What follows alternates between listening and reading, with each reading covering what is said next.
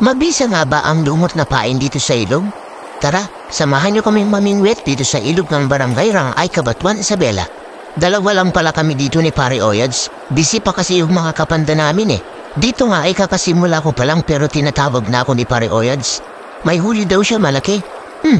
Anong isda kaya yun? Ang laking karpa. Tukil. Oh. Siyempre, hindi tayo papatalo. Kaya hinagis ko na agad dito yung hookset ko. Nung nakita kong milubog na dito yung palutan ko, ay binigyan ko agad ng pammalakasang hila. Ano kayang isdang nahuli ko? You know. Woo! Tilapiyang rainbow.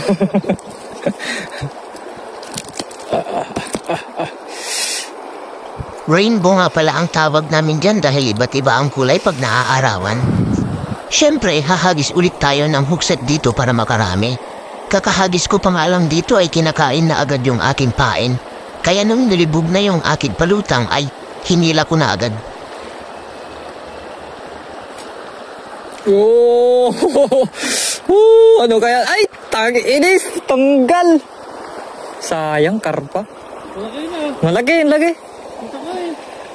Dito nga habang namiminwit ako ay napansin ko na may papalapit sa aming silungan. Si tatay pala ay humihingi ng tubig dahil ubos na daw yung baon niyang tubig. Kaya binigyan ko na rin pala dito ng sticker. Na makita ng Toniel. Ay ni Rodel kayo. Inaalok namin siyang kumain dyan pero sabi niya ay kumain na daw siya. Saan yung huli niyo, tay? Ito. Uy, dami oh. Ito pa nga sa motor ko. Ayos yung gamit niyo.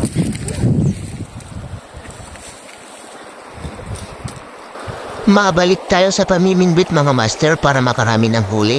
Dito nga ay kakahagis ko pa lang ng aking hookset ay nilubog agad yung floater ko. Kaya binigyan ko na ulit dito ng pangmalakasan hila. Anong isda kaya to? Yeah!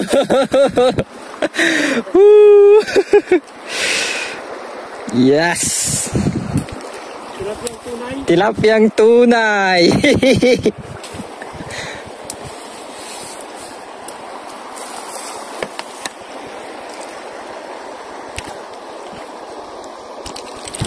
Nilagay ko na agad dito sa fishnet para wala nang kawala. Hehe.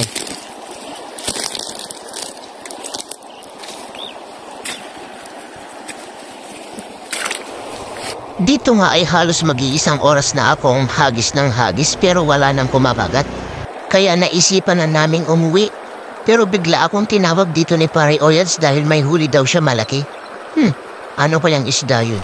Uy, pulahan. Sana all. Ay, lagay mo pa rin. Hanggang dito lang muna mga master. Maraming salamat sa panonood. Kung nagustuhan mo ang video na to ay please like, comment, and share at mag-subscribe ka na din para mas marami pa tayong mahuli na isda. Pala din ako pumisa sa kabilang ano? You know, fish on!